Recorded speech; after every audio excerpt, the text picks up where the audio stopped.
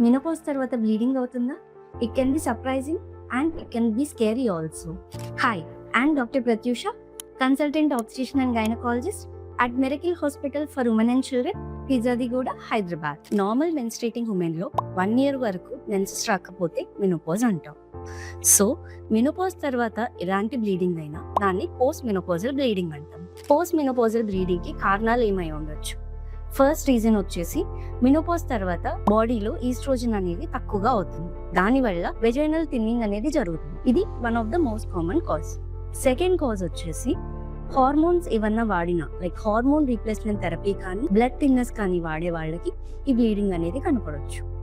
Third reason benign growth in the uterus, అంటే polyp లాంటిది ఏదన్నా పెరిగినా అది కూడా one of the reason. Fourth reason వచ్చేసి ఎండోమెట్రియల్ హైపోప్లేజియా, అంటే గర్భసంచి యొక్క పొర ఎక్కువగా పెరిగితే దానివల్ల కూడా అవ్వచ్చు. పోస్ట్ మెనోపాజల్ ఉమెన్లో less than 4 mm ఉండాలి. అంతకంటే ఎక్కువ ఉంటే అది బ్లీడింగ్ కాజ్ చేసే ఛాన్సెస్ ఉంటుంది.